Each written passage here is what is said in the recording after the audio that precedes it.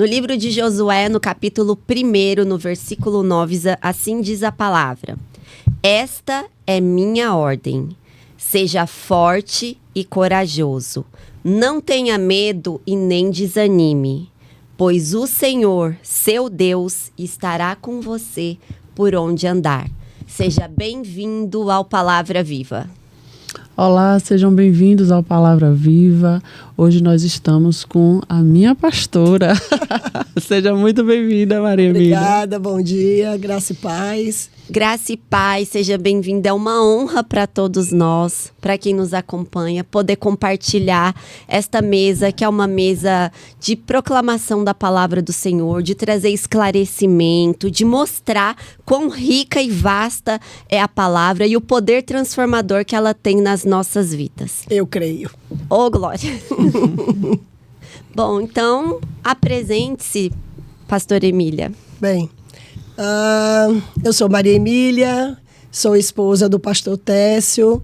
Na verdade, fui uma adolescente que meu primeiro vestibular foi aos 16 anos. E aí eu fiz a primeira faculdade, depois fiz a segunda faculdade, me formei em odontologia.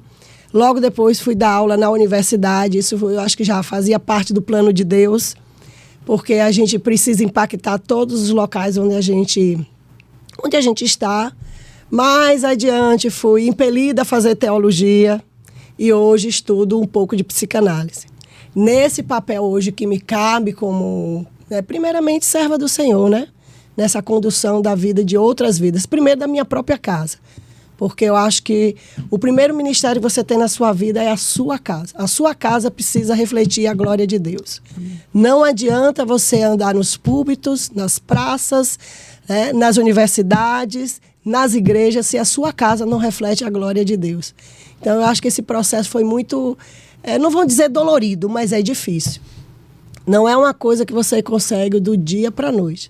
Então, hoje, quem eu sou? Eu sou professora da universidade, sou esposa de pastor, e isso para mim foi uma época muito difícil tomar essa decisão, mas Deus é quem estava à frente dessa condução. Nós já conversamos sobre isso, né? Como é que você se transforma em esposa de pastor? Aí eu quero fazer um adendo, porque é interessante, porque dentro da igreja, a minha vida toda, eu sempre trabalhei. Líder de jovem, depois fui um líder de ministério de família. Mas essa ideia de Técio ser pastor era muito tênue na minha cabeça. Isso não fazia parte. Inclusive porque eu venho de uma geração em que eu não conseguia perceber felicidade nas esposas de pastor. Parecia que ser esposa de pastor era uma dor, era um fardo, exatamente, Jamília, era um fardo. E eu dizia assim, poxa, eu tenho um marido bom, eu tenho uma família equilibrada, eu não quero isso para mim. E aí Deus tinha um chamado sobre a vida de Técio, mas esse chamado não me incluía, porque eu não conseguia ver isso. Justamente por isso. E aí, como eu chamo hoje a atenção das famílias, nós precisamos ser a referência no mundo sem referência. As nossas casas precisam ser referência para as outras casas, porque nós não sabemos de onde vai sair um guerreiro de Deus. E se esse guerreiro não tiver boas referências, ele vai se expor a dizer um não ao Senhor. Justamente por isso. E essa foi a minha trajetória. E eu dizia, não, eu não quero isso, eu trabalho na obra, eu vou ficar na obra, eu vou estar na obra, eu estou na obra, mas nessa condição de esposa de pastor eu não quero, eu não aceito. E aí Deus foi trabalhando, confirmando o que ele tinha no plano da vida de Técio, mas isso não chegava até mim. Só que um dia as coisas mudaram. Deus foi me mostrando, e eu me lembro plenamente um marco que eu tenho na minha vida.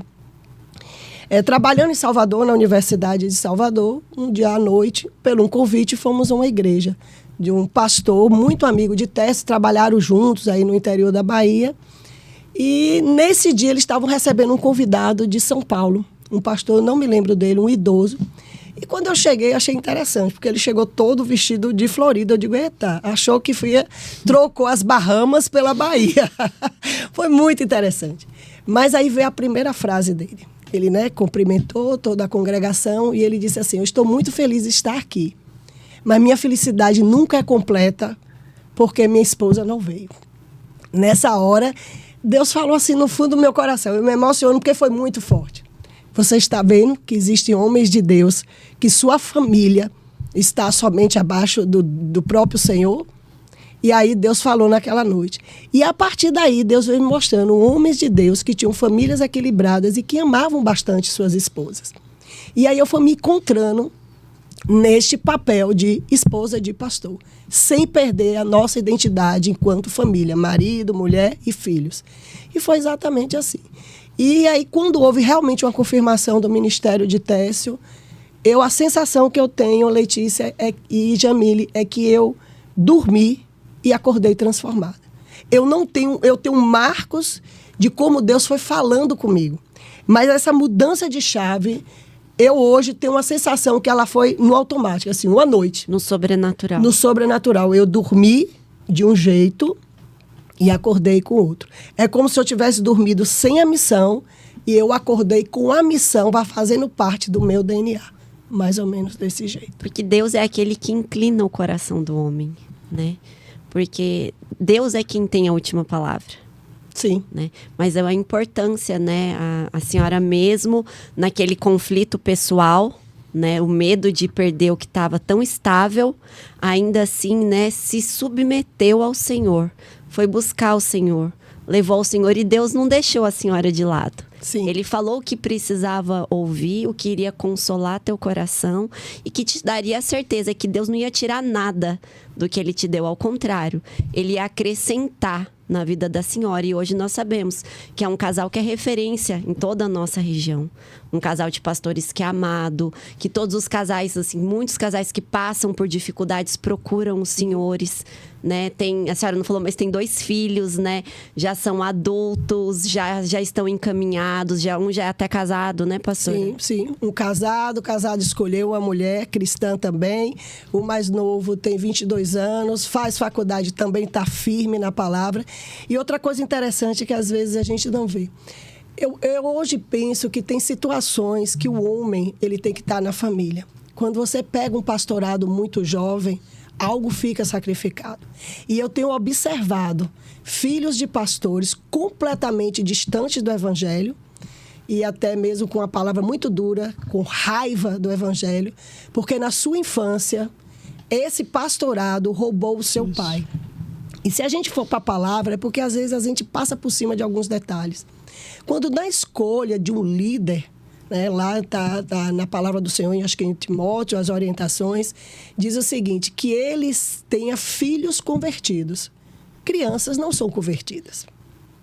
Isso significa que o homem deveria entrar no ministério, a mulher, quando seus filhos já estivessem na idade da razão. Por exemplo, o bebê não é convertido. A criança precisa ter o seu momento, o adolescente, de conversão. E a palavra orienta, escolha homens com filhos convertidos, esposa e filhos convertidos. Isso significa que o homem teve um tempo, né, enquanto líder, para que ele possa fazer toda a base e a estrutura na sua casa. Mas quando ele for ao ministério, a gente não vê os desvios que a gente vê hoje. Então, se a gente pensar profundamente, né, o homem pastor, ele deveria inicialmente estar na sua casa. Eu acho interessante, aí a gente vai perceber que quando existe a orientação de que quando o homem casasse, ele ficasse 1 ano sem ir à guerra. Significa que ele precisa dar, né, alegria à sua esposa. Porque é ali no início da vida, na vida do casamento, o homem precisa estar presente na vida da mulher. É porque a gente vai passando por cima daquilo que a gente leu a vida toda. Então, hoje eu louvo ao Senhor ter chamado o meu marido no ponto certo. Meus filhos já crescidos. Por quê? Porque quando você tem uma missão, você tem uma missão. E essa missão inclui a sua família como um todo. Então, hoje, com os filhos crescidos, João Vitor casado com uma moça cristã, então a vida deles lá já devocional ao Senhor. E Andrezinho também. E eles caminham, eles entendem, eles ligam. Minha mãe, vocês estão onde? Eu digo, em missão. Andrezinho, né? O maior da casa. Com 22 anos. 22 anos. E aí eles entendem perfeitamente. Isso também não é peso para eles. Na verdade, eles passam a entender o seguinte, meu pai e minha mãe hoje estão em missão. Mesmo que eu não consiga falar com eles hoje. Então, é um coração pacificado na criança. Então, é muito importante, dentro dos nossos lares, o pai e a mãe, que são os líderes, né, físicos, espirituais e emocionais, eles estejam presentes na vida da criança. E é interessante você falar sobre isso, porque a Bíblia mesmo mostra exemplo de líderes que erraram feio com suas famílias, né? O próprio Davi, o próprio Moisés, né, que é referência como grande líder. A gente vê como Moisés, infelizmente, foi um pai ausente, né? Abandonou não só a mulher, como os filhos. Sim. E por isso que a gente vê, como você falou, muitos filhos de pastores revoltados, né, com o ministério, não querem saber de igreja, têm aversão a Deus e tal por causa disso, porque perderam literalmente seus pais para a igreja. E quando a Bíblia fala que o homem precisa dar assistência à sua mulher, isso é bíblico, como você relatou. Está lá na Bíblia que quando o homem casasse, ele tinha que ficar 1 ano sem ir para a guerra, para dar assistência à sua mulher. E a gente vê que, infelizmente, muitos líderes abraçam a igreja, não só líderes, e a gente chama atenção aqui não só de líderes cristãos, mas de pessoas que às vezes abraçam também a profissão demais. Sim. E esquecem de dar atenção devida à sua casa, né? Não só aos seus filhos, mas ao seu cônjuge, né? Que isso também desagrada a Deus. A gente precisa estar em harmonia, né?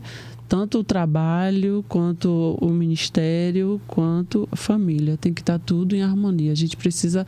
Por isso que pesa para a mulher, né? Que a mulher precisa trabalhar, a mulher precisa servir ao Senhor e a mulher precisa estar com sua casa em ordem, né? E aí a gente vê que na estrutura que a gente tem de sociedade hoje, a mulher é chamada para o trabalho. Sim. Principalmente no nosso país, nós temos dificuldades, a importância do dinheiro da mulher, do dinheiro do homem para um equilíbrio doméstico.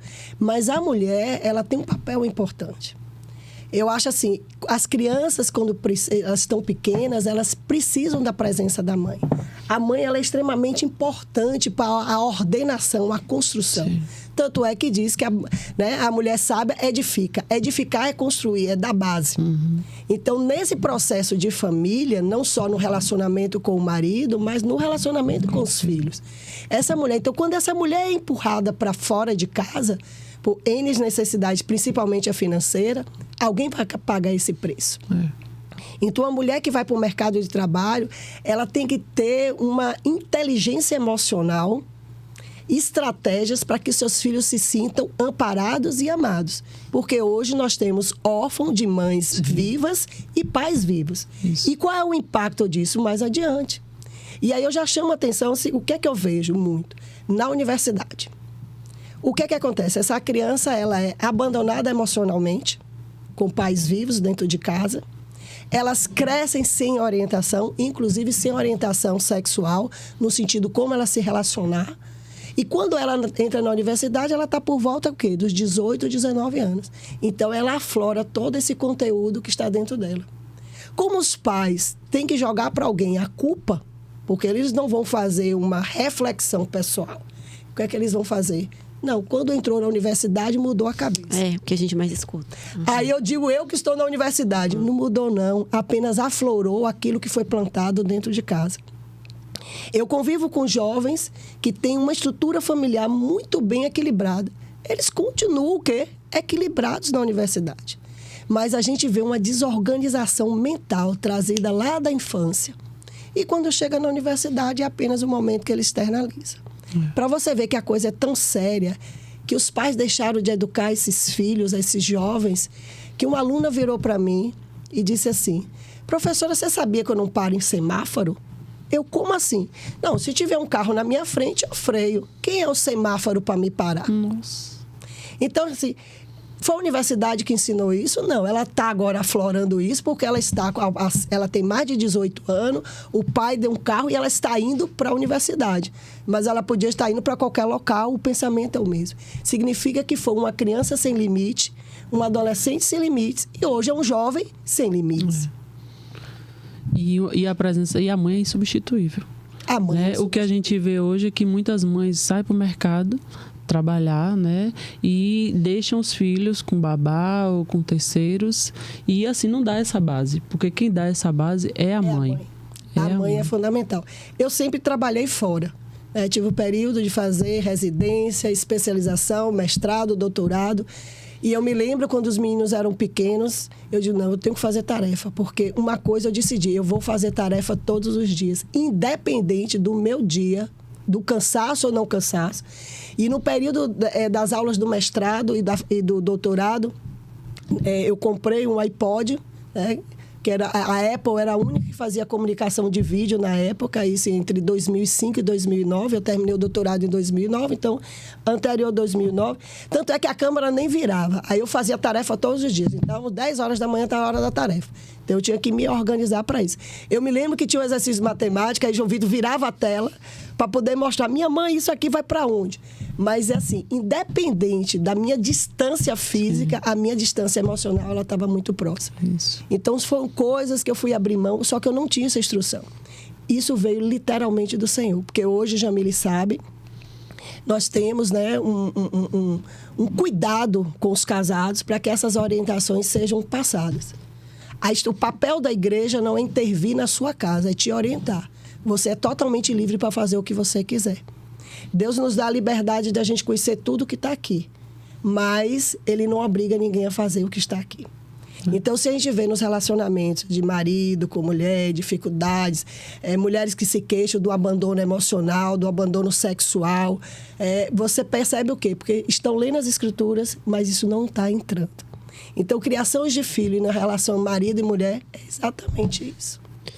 Por falar, a senhora tocou num ponto que eu acho que é importante a gente aproveitar o espaço do Palavra Viva e levar esse esclarecimento para quem nos acompanha, para quem quer entender o que a palavra diz sobre esse termo sexualidade. Nós vimos que muitos, não vou chamar de distúrbios, mas muitas consequências ruins que a gente vê numa juventude, como a senhora mencionou, da universidade, vêm de bases que foram formadas na família. Né? E isso envolve desde aspectos emocionais, como questões sexuais, tudo dentro dessa base, desse alicerce que é construído em uma família. Como a palavra apresenta a sexualidade no âmbito da família? Bem, que tema maravilhoso. Bem, Deus fez o sexo.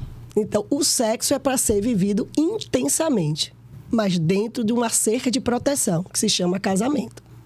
Então, se a gente olhar a palavra, a gente vai ver que tem várias orientações que o sexo precisa viver com intensidade, mas dentro da cerca de proteção.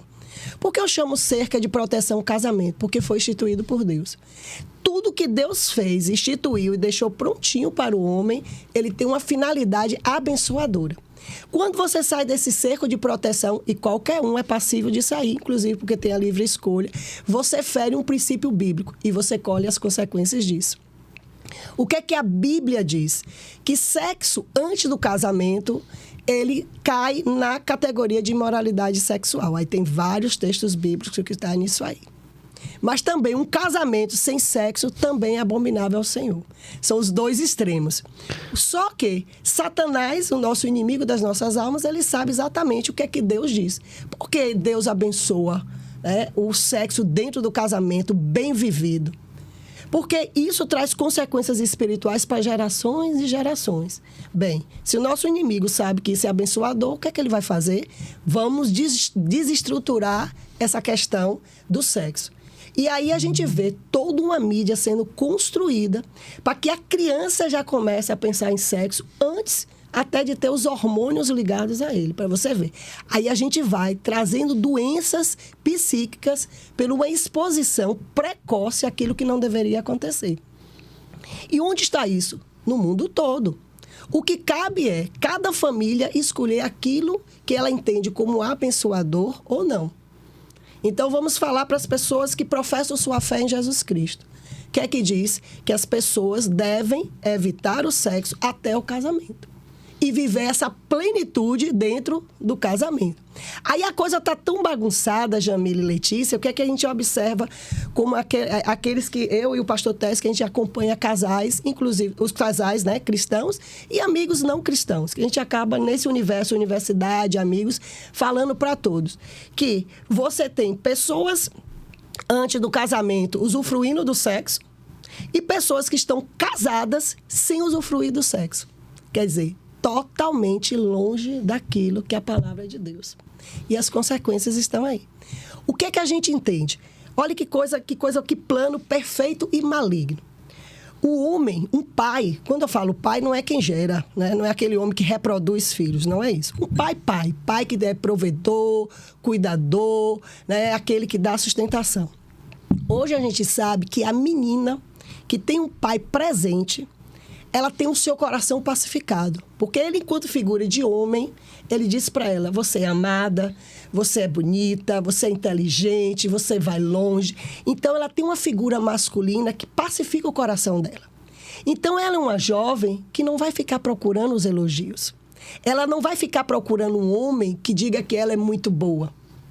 Então, quando você não tem isso, o que é que acontece? A menina, ela vai procurando nos homens, e aí a gente vê o sexo entrando de forma precoce. Cada carência. Por causa dessa carência. Um coração não pacificado empurra as mulheres. E com o passar do tempo, ela fica igual um chiclete usado. É mascado enquanto tem o doce, depois jogado fora. Aí vai para uma outra boca, né, como o chiclete agora mais adocicado, é mascado e jogado fora. E ela não sente felicidade nenhuma. Tem uma felicidade do corpo, é natural, foi Deus que fez, o prazer, mas isso depois vem o quê? Uma dor, um vazio profundamente. Feridas emocionais. Feridas emocionais. E a gente tem muito adoecimento. Então, quando um homem é homem, segundo os princípios do Senhor, a sua família é toda sarada.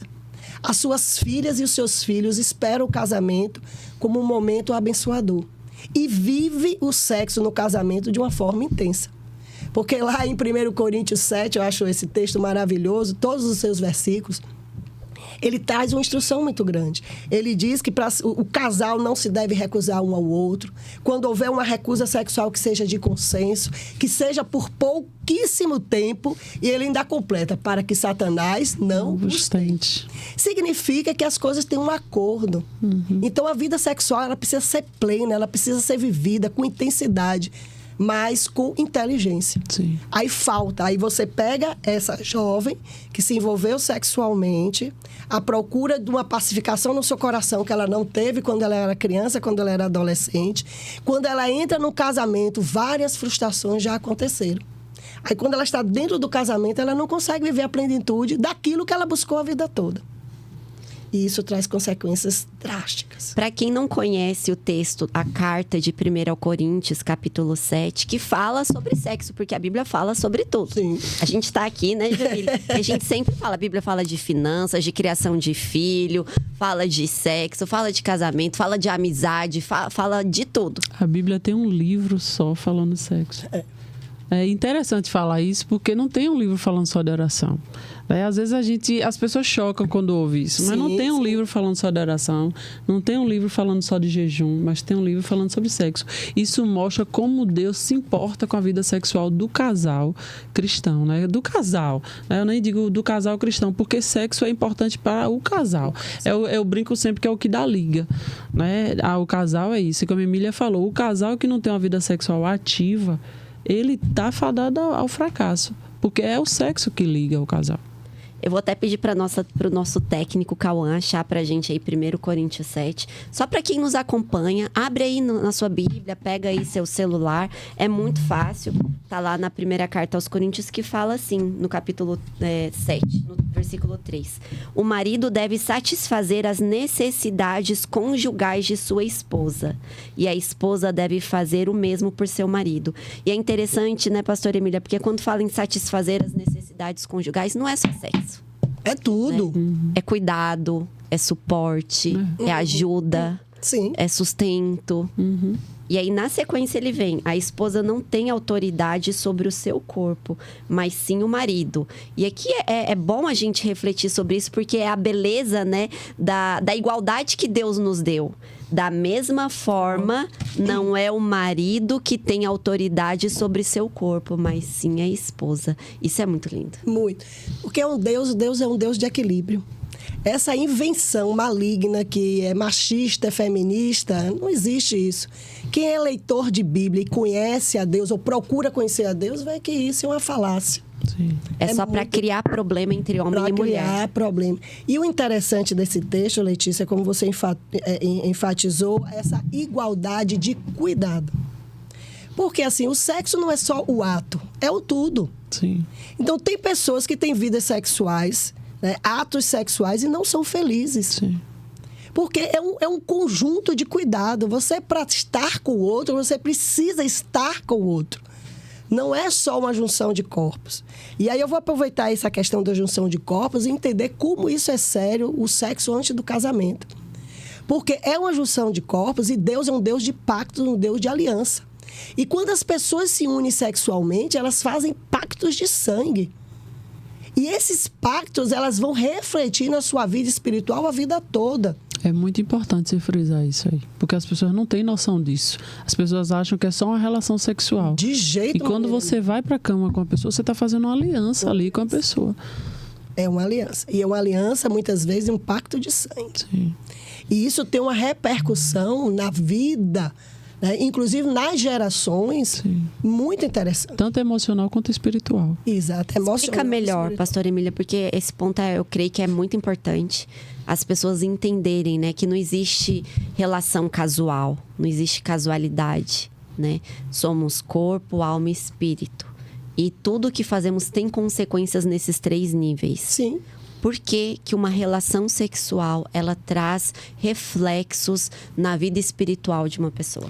Vamos entender o seguinte, vamos ser bem, assim, mais simples que puder. Nós somos corpo, alma e espírito. Se a gente tiver um problema que está na nossa alma, a gente não está bem no corpo. Então, significa que um tem uma interferência diretamente no outro. E se sua mente não está bem, seu corpo não está bem, você está com o espírito abatido. Então, nós temos 3 níveis que são indissociáveis um do outro. Então, quando você se expõe ao seu corpo, a um pacto, né, como o Jamile disse, o deitar na cama é um pacto, é uma aliança, meio que seja temporária ali de 15 minutos, 30 minutos, 1 hora, não sei, você tem um pacto. E esses pactos vão ficando marcados na alma e no mundo espiritual. Então, é necessário que no decorrer, por exemplo, alguém se converte, né, conhece a Cristo e olha para o seu passado e diz, eita, até aqui eu fiz tudo errado. E agora? Tem jeito. Tem jeito. Tem solução? Tem solução. Em Cristo tem solução. Então, é necessário que seja literalmente entregue na cruz esses pactos do passado. Porque se a gente perceber na palavra, diz que a palavra do Senhor, ela é cortante. Ela separa junta de medula, é carne com carne. Eu levei muito tempo para entender como você dissociar esse seu passado de várias alianças, ou seja, mulheres e homens que tiveram várias relações sexuais com pessoas diferentes. Aí se converte, chega a conhecer o Cristo do renovo, do nascer, do morrer e nascer de novo, onde é que está? Aí eu sempre tinha essa inquietude dentro de mim. E aí você diz que a palavra do Senhor, ela é tão penetrante que separa. Então, a palavra, a presença de Cristo, faz uma separação e uma limpeza espiritual. Então, quando você nasce de novo, né, não é nem só nascer de novo, é quando você entrega esta sua vida, quando esse seu passado. Quando você confessa, então diz que o próprio Cristo é esse que fez esse divisor. Ou seja, ele vai rompendo todos esses pactos de aliança de sangue durante o ato sexual que foi feito no passado do indivíduo. Isso é bastante forte. E a gente vê que quando esses pactos eles não são quebrados, eles são passados de uma geração para outra. Aí você vê assim, meu tataravô tinha 5 mulheres, meu bisavô tinha 2, o meu avô teve 6 filhos, meu pai tem a mulher principal, a segunda e a terceira. Aí você pergunta, como pode essas coisas irem passando de geração para geração?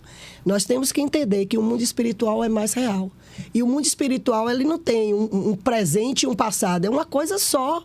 Então, as coisas vão vindo acontecendo, né? Então, são pactos malignos que vão sendo transmitidos, sendo gerados na vida das pessoas de uma geração para outra. Isso é muito importante a gente entender. É tão importante falar sobre isso, porque assim, às vezes as pessoas pensam que eu cometi um pecado, eu fiz alianças no passado e isso só repercutiu na minha vida. Não.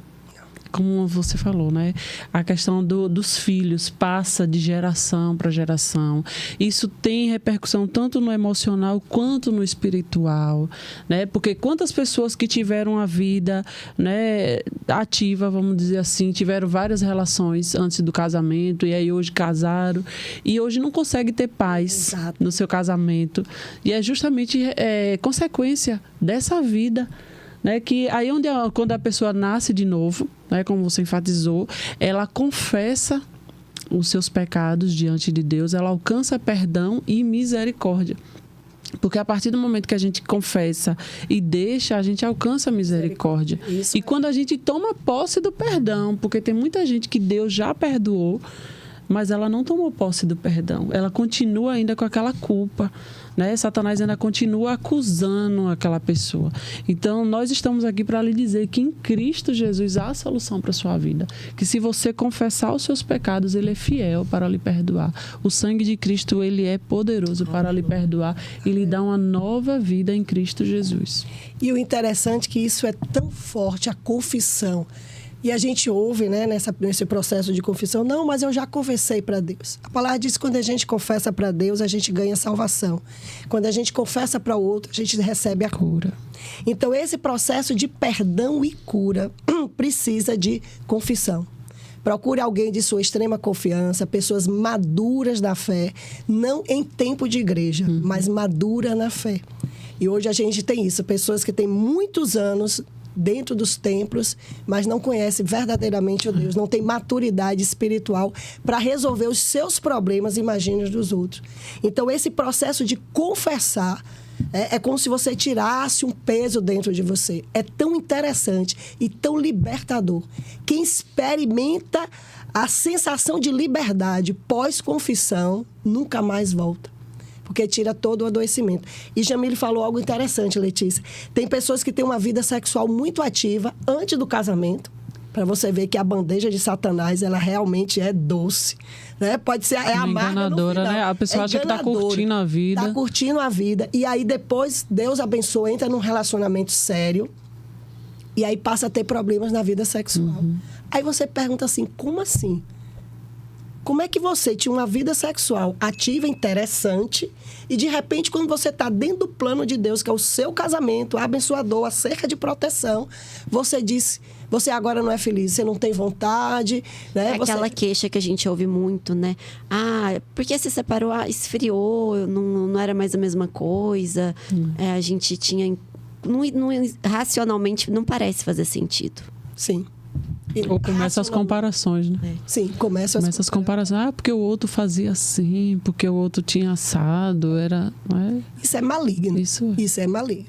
Então, quando você tem uma vida passada, o que é que eu acho interessante nos dias de hoje?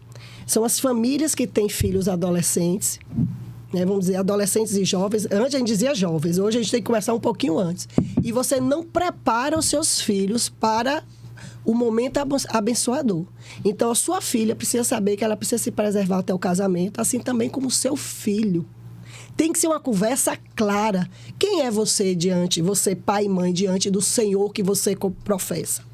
Porque o que é que acontece? O que é que eu vejo lá na faculdade? A faculdade me traz exemplos fantásticos. Pessoas que têm pais cristãos, mas que levam o namorado para dormir em casa. E acha normal. Aí eu fico pensando assim, tá querendo enganar quem? A congregação, que a gente chama de igreja? O que é que você, como pai... Por exemplo, Emília, o jovem depois, não vou botar 18 não, depois do 21 ele tem liberdade, concordo plenamente. Se ele tem o seu relacionamento, mas dentro da minha casa, não. A minha casa é uma casa de bênção. A minha casa pertence à cerca de proteção. Então, assim, a igreja, ela tem o papel da instrução. Mas quem tem o poder de ação, o executivo, se chama pai e mãe. Sim. Então, pai e mãe é que tem que dar os seus limites. É a mesma coisa. A festa na minha casa não tem bebida alcoólica. Quem quiser ir, seja-se bem convidado. Não é porque eu recebo pessoas que bebem que eu vou comprar bebida alcoólica. Então, as regras dentro de casa têm que ser muito firmes. Então, às vezes, eu sinto que algumas famílias querem jogar para a igreja enquanto pessoas, instituição, líderes, professores, ali, aqueles que estão acolhendo, responsabilidades que são suas.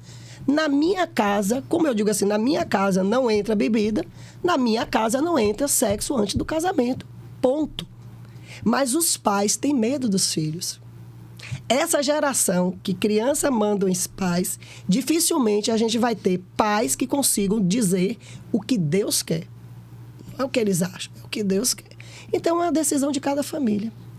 E aí onde eu volto para o versículo que a gente iniciou, né? Seja forte, não te mandei eu, seja forte e corajoso. É aí onde a gente precisa ser forte e corajoso para a gente se impor. Como Josué se impôs, ó, vocês eu não sei, mas eu e a minha casa serviremos ao Senhor. Eu não tenho nada a ver com o que os outros estão fazendo nas suas casas, mas na minha casa isso não vai acontecer. Isso fala sobre autoridade. Sim. Né? A necessidade de se resgatar a autoridade, porque o pai, além de ter essa autoridade de familiar, de poder familiar, mas existe uma autoridade espiritual também. Sim, né? Dada por Deus. E isso precisa ser exercido. E, de fato, eu creio que a senhora tocou num ponto que merece ser refletido por todas as famílias, especialmente aquelas que são cristãos. Porque se queremos que os nossos lares sejam lugares protegidos e lugares de bênção do Senhor, os princípios, eles vão precisar ser respeitados. Exatamente. A minha casa, ela não pode ser igual a uma casa do não cristão. Os nossos filhos até podem parecer, porque eles são livres depois da maioridade. Aí eu digo a maioridade, no meu entendimento, é quando eles pagam suas próprias contas. Começa por aí.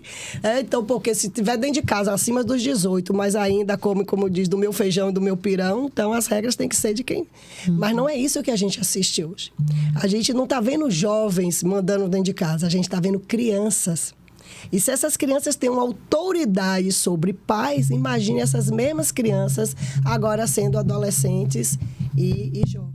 E a gente precisa entender que existe uma pressão maligna social para que tudo que está aqui aconteça de forma contrária.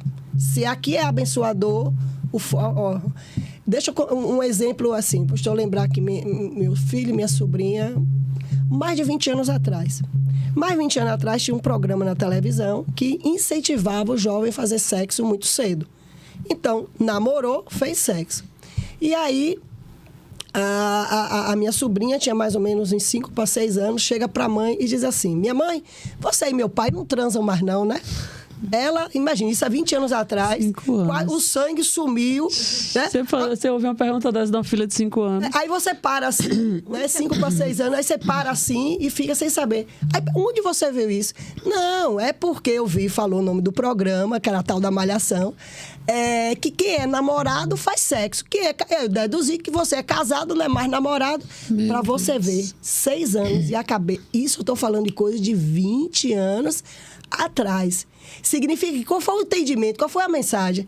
Faça sexo no namoro e no casamento não faça. Então, a pergunta dela foi assim: se você é casado, quem faz sexo é quem é namorado. Gente, nós estamos falando de coisas de mais de 20 anos atrás. Porque não tinha YouTube, não tinha Instagram, não tinha essa enxurrada, né, de apelo, de informação, né, de condução. Exatamente. Né? E é interessante você tocar nesse ponto, porque assim, tem muita gente que no namoro beija na boca. E muito. Mas quando casa, para de beijar na boca. Por isso que eu tô rindo, porque assim, é interessante a gente falar sobre isso, porque quando a gente fala em vida sexual plena, né, eu sempre falo que o casal cristão, ele precisa ter uma vida sexual plena. Por quê? Porque eu só tenho o meu marido, ele só tem a mim. Se eu não me satisfizer, entendeu? Nós vamos ficar frustrados. Então, assim, eu sempre brinco falando sério, né? Que o casal cristão, ele precisa ter uma vida sexual plena, satisfatória, né? E isso agrada a Deus, né? E isso traz saúde emocional para minha casa, para o meu filho, né? Ontem Daniel chegou no quarto, na cozinha, Eliseu tava me abraçando, me beijando, ele, oh, que bonitinho! Então, assim, aí eu fiquei rindo, eu falei, meu Deus, como isso faz bem pro emocional dele. Ele chegar e ver o pai me abraçando, me beijando.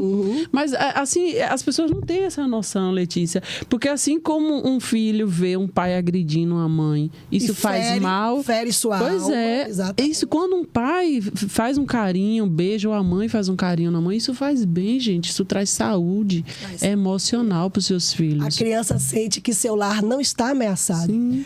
A separação entre um homem e a mulher, ela causa uma instabilidade emocional na criança muito grande. Lá na faculdade também, olha, Deus Lá sabe... é um laboratório de todo jeito. É um laboratório. E aí nós temos umas aulas, né? Nós somos dentistas, mas a gente fez mestrado e doutorado na área médica, então a gente acaba dando aula para todos os alunos da área de saúde, da medicina, da odonto, da enfermagem, da psicologia e tudo mais. E aí, uma aluna pediu, depois de uma determinada aula, com o assunto que é antipsicóticos, antidepressivos, todo mundo se encontra. É uma coisa, assim, interessantíssima essa questão.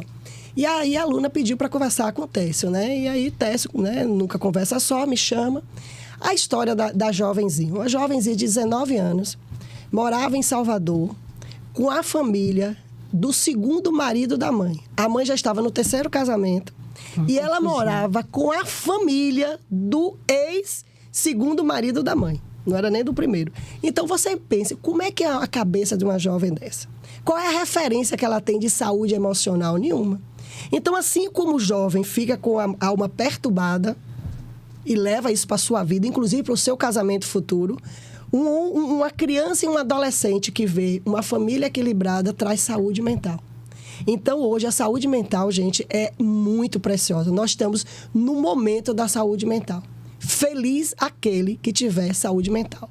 E a gente convoca você, pai e mãe, que estão aí, pense como a sua relação marido e mulher vai gerar saúde nos seus filhos. Ou vocês serão fonte de doença. É difícil esse discurso. Mas hoje a gente acompanha muitos jovens que a fonte de doença foi pai e mãe. Esse exemplo foi muito bom. Você, uma criança que vê o pai sendo dócil, gentil com a mãe, além de trazer uma segurança de um lar equilibrado, ensina a ele princípios e referência. Né? Pois é, um dom do Espírito Santo, né? Benignidade, que é gentileza. Isso foi tirado da nossa sociedade.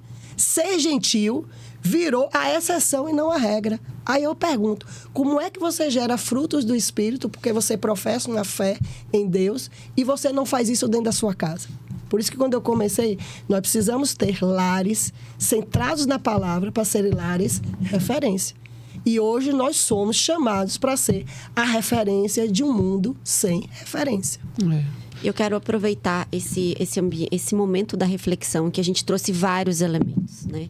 Nós falamos de sexualidade, nós falamos de tratamento, nós falamos da importância do relacionamento do homem com os filhos, nós falamos também sobre o papel da mulher edificadora do lar. Para aquela pessoa que está nos acompanhando, seja homem ou seja mulher, que quer começar em sua casa, reestruturar, quer começar uma reforma para restabelecer as bases desse lar, para redirecionar rumo a um ambiente mais saudável emocionalmente e espiritualmente. Quais são as direções que a senhora traz? Letícia, eu acho que o princípio da sabedoria é o temor ao Senhor. Eu acho que quando eu me dobro diante do Senhor e diz assim, ó, Deus, até aqui, tudo que eu fiz foi pela minha cabeça e não está dando certo. E não vai dar. Eu agora quero seguir o Senhor. O que é que o Senhor pensa em relação à minha vida sexual, eu e meu marido? Deus diz que você precisa ter uma vida sexual intensa. É isso que eu quero para o meu casamento. Ah, eu tenho alguma disfunção orgânica? Beleza, vou procurar um médico, vou corrigir isso. Eu tenho alguma ferida na minha alma que me impede de eu ter uma vida abundante com meu marido? Vou procurar ajuda nessa área. Ah, eu tenho traumas na minha mente? Vou procurar o profissional, psicólogo, psicoterapeuta. Então, o importante é você reconhecer que até aqui você errou. Até aqui você não soube fazer as coisas porque você achou que você era inteligente demais e que você podia conduzir. Então, o primeiro passo é você reconhecer que você não sabe fazer e que você precisa do Senhor. Aí, a partir daí, você vai gerando em você os princípios. Porque de Gênesis e Apocalipse, nós temos princípios. Do Antigo Testamento, o que é que ficou para a gente? Princípios. Do Novo Testamento, as regras de convivência, as cercas de proteção. Então, eu acho que primeiro passo, reconhecer que não sabe fazer. E segundo, buscar ajuda. Aí você tem todos os líderes espirituais, seus líderes de igreja, seus professores, seus discipuladores, pessoas que conhecem um pouquinho mais a palavra e que possam lhe dar esse direcionamento. E tudo está aqui. Muito bom a senhora trazer essa direção. E agora eu vou aprofundar um pouquinho mais nessa mesma pergunta. E eu vou pedir para a senhora trazer exemplos práticos dentro do ambiente do lar que possam colaborar. E eu já vou começar, eu não quero dar resposta, mas é um tema que eu quero que a senhora fale, porque foi uma tese, se eu não me engano, do mestrado da senhora, sobre a importância da mesa. Da mesa. Eu gosto muito. Gosto muito desse tema. Porque lembra a minha infância. Uma coisa abençoador é a mesa de casa. Realmente foi minha tese de minha defesa no curso de teologia. E foi assim, eu saí bem da minha turma, eu fui discrepante, né? Segundo a banca avaliadora. O que é a mesa? A mesa é um momento de comunhão.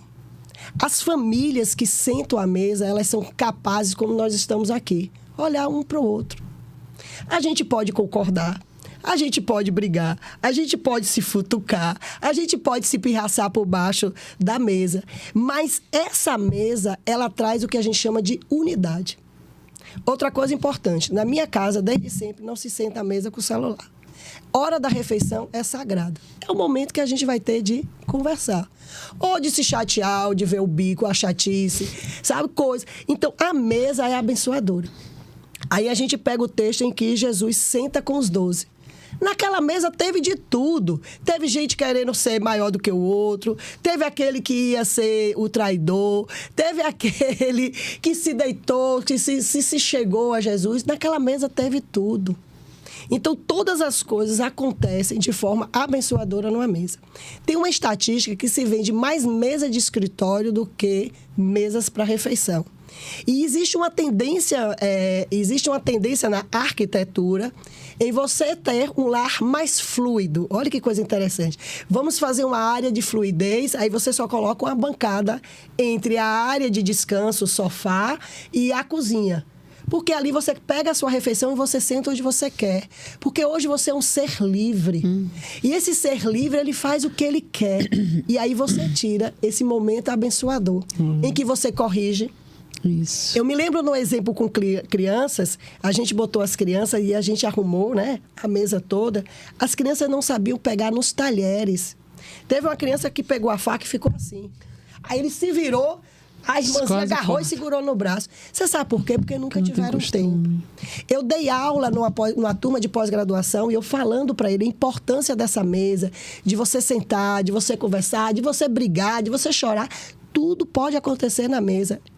Eu não estou falando mesa com um lugar que você só dá risada. Não, é o lugar de você tudo. Se estressa, derrama o suco. Você derramou o suco, você acabou de botar a toalha. Eu tô rindo aqui porque outro dia, desculpa lhe cortar, teve um tempo atrás, né? O ano passado, Deus me corrigiu com relação a Daniel, né? Ele tava com dificuldade com o garfo e a faca. E aí, eu me estressando com ele, porque ele já tava com 10 anos e tava com dificuldade com garfo e faca. E aí, Deus falou comigo, claramente, a culpa é sua. Aí eu tomei aquele estalo, a culpa é minha. Com Deus. Mas por que, Deus, a culpa é minha? Porque você corta a carne, você já dá a carne cortada, você não ensinou ele a pegar a faca e cortar. E aí, assim, a mesa é lugar de correção, é onde a gente vê, tá falando com a boca, tá mastigando com a boca aberta. Tá falando com a boca cheia. É isso, a mesa é lugar de correção. Onde você vai corrigir se você não sentar e olhar? Se não tem costume. Então, a mesa, gente, é um lugar de comunhão. De comunhão, de correção, de amor. E hoje a gente vê, Letícia, essa tendência das famílias. Primeiro, o corre-corre. Porque um sai 5 da manhã, outro sai 6. Não tem problema, escolha pelo menos uma refeição. E se durante a semana for impossível, o sábado ou domingo, sua família precisa desse momento. E Daniel ama isso. Que assim, como a correria de Eliseu, né? Às vezes não dá para sentar todo mundo junto. Normalmente sou eu que almoço mais com ele. Aí ele faz o dia de domingo, ele mesmo põe a mesa, Letícia. Aí ele já chega da igreja, o pai vai para a cozinha para ajeitar o almoço. Ele vai para a mesa. Ô, bênção! Ele coloca a mesa e ele gosta, ele bota os guardanapos, ele bota tudo certinho. Então, assim, ele gosta desse momento, né? Então, assim, eu dei risada risada desse exemplo meu, mas Deus me confrontou, Deus falou, a culpa é sua. E aí onde a gente vê a importância da mãe. Sim. Que é insubstituível. Porque não é se preocupar só se a criança está comendo, ele estava comendo. Mas eu, devido à minha pressa, à minha agonia, eu não me preocupei em ensinar ele a sentar e cortar. Você falou de mãe, e eu gosto muito desse tema, porque eu já tinha conversado com a pastora em outras ocasiões, porque remete à minha infância. E aí o papel da mulher nesse direcionamento do lar. Minha mãe não deixava comer enquanto meu pai não chegasse. Lá em casa e eu também. perturbava o tempo todo que eu queria comer. E aí ela falava, não, vai esperar seu pai. E isso lembra exatamente essa coisa da mesa. Todo mundo senta à mesa. Aí é um momento de agradecer, né, de dar graça. Todo mundo vai orar, vai fazer aquela meditação. Olha, a gente está tendo o privilégio do pão agora, enquanto tantos outros não têm. Isso aqui é um privilégio nesse mundo em que milhões de pessoas passam fome. Exatamente. Né? Eu me lembro que os meninos pequenos, principalmente André, ele estava com muita fome e a gente tinha que esperar até sentar. Ele fazia, posso orar individual? Ah, sim. Porque a oração na mesa é coletiva, né? Um ora e os outros concordam. Mas ele estava tão desesperado, ele ficava, minha mãe, deixa eu orar individual, deixa eu orar individual. Mas assim, independente do coletivo, ele sabia que a oração era prioritária, porque você tem que aprender a agradecer. E essa coisa é tão interessante na minha história de mãe. Sabe aquele dia que o seu almoço da sua casa está todo requintado, cheio de coisa? E aí eu me lembro que o nosso filho mais velho chegou da faculdade, ou da escola, eu creio que merendou além do normal e estava sem fome. Letícia e Jamile, na hora que ele olhou a comida, ele disse, só tem isso. Aquilo foi assim na minha alma. Eu não sei onde eu busquei força, é por isso que você tem assim, você não tem que agir por amor, você tem que agir por temor ao Senhor, de se levante da mesa. Ele olhou assim, você hoje não vai comer. Porque independente que aqui se tivesse um ovo com farinha, essa palavra só tem isso não existe. Levante, você não vai comer hoje. Ele levantou. E o engraçado que vó, né, minha mãe começava a passar mal e não sei o quê. Claro, você depois de uma indisposição como essa, você não sente fome. Mas aí eu comi e tal, ele levantou. Passou um tempinho mais tarde, acho que uns 40 minutos depois, eu já tinha levantado, ele... Minha mãe, eu estou com fome. Eu disse, você vai comer o que tem dentro de casa? Vou. Eu digo, pode comer. Nunca mais eu ouvi essa frase. Pais não podem aceitar essas coisas. Independente do que você tem na mesa, você tem que agradecer porque tem. Se você tem 3 refeições, amém. Se são 2, amém. Se é 1, amém. Porque tem gente que não tem nada. Pois é. Então, extremamente importante. Então, esse momento de mesa é para tudo. Né? Principalmente para você agradecer, você conhecer, corrigir. Aí eu volto a essa história lá da pós-graduação e o aluno disse, eu falando da importância, ele me dizendo que a esposa estava grávida, ele tinha sido meu aluno na graduação e agora na pós-graduação já estava trabalhando, casado. Eu disse, aí eu falei da história da mesa. Ele parou assim e disse, eu nunca sentei na minha mesa na minha casa. Você sabe o que é um nunca? E ele falou com uma dor na alma tremenda. Tanto é que a gente parou a aula. Eu disse, agora você pode fazer o certo. Porque agora você tem a sua casa. E o detalhe, a casa dele não tinha mesa. Se ele não teve mesa em casa, na organização do seu novo lar, aquilo não era importante. Não era prioridade. Mas naquele dia, ele descobriu que ele tinha uma ferida na alma dele por falta de uma mesa. E essa mesa significava o quê? Pai, mãe, irmãos, agregados, amigos. Não tinha. Gente, isso é muito forte. A gente vai caindo nas astutas ciladas do diabo, nessa manipulação cultural, e a gente não percebe. Por isso que o texto que foi lido domingo, eu temo, né, Paulo falando, eu temo que assim como a serpente enganou Eva, esteja enganando vocês. Porque é bem sutil. São coisas bem simples do dia a dia da gente, se a gente não tiver cuidado. Exato. A gente vai se deixando levar como ele mesmo. Ele achou que não era tão importante. Como ele cresceu sem participar da mesa, ele falou, na minha casa isso também não vai ser importante, não vai fazer falta. Até o dia que Deus usa alguém para dizer, mesa é importante. E ele é confrontado com ele mesmo. Bom, a gente vai encaminhando para o final. Foi maravilhosa essa conversa. É sempre uma gratidão, um sentimento de gratidão a Deus estar perto da senhora, do pastor Tércio. A gente podia ficar a tarde inteira aqui, né, Jamile? Porque, de fato, né, graças a Deus, né, a senhora e o pastor são referências. são referências e têm sido porta-vozes da palavra do Senhor sobre direcionamento de famílias, de uma forma muito prática e lúcida. Né? Porque a gente vive hoje um mundo que é acometido de tantos fatores, né? E Deus não nos tirou do mundo. Né? Eu queria que a senhora deixasse uma mensagem final para as famílias que nos assistem, para as pessoas, assim como esse aluno que, eu quero fazer diferente, eu quero que a senhora deixe uma mensagem final que renove a fé e a esperança dessas pessoas, para que elas se sintam abençoadas e potentes em Deus para transformar lares completamente. Eu acho que a palavra que eu deixo é: não se conforme com este mundo, mas transforme sua mente em Cristo. Uma mente transformada em Cristo é uma mente que produz um ambiente abençoador. E outra coisa, não procure mudar o outro, mude primeiro a si próprio. Quando você muda, você já muda todo o entorno que está em você. Então transforme sua mente, transforme a si próprio e você verá o quão grande são as promessas do Senhor na vida das nossas famílias. Muito obrigada, pastora Emília. Foi um prazer, foi uma aula maravilhosa, prática, leve, sobre assuntos que estão no nosso dia a dia. Estão no dia a dia das nossas casas. Educação de filhos, relação entre marido e mulher, sexualidade, autoridade espiritual, dicas práticas, né, de aplicar a palavra no contexto da rotina do dia a dia. Compartilhe este vídeo, mande para as famílias que precisam ter os seus lares, as suas bases estruturadas. Que Deus abençoe, pastora Emília, a senhora, seu lar, sua descendência. Amém! Em nome de Jesus. E abençoe tua família também. Obrigada por estarem conosco. Tchau. Amém, Tchau, tchau. amém.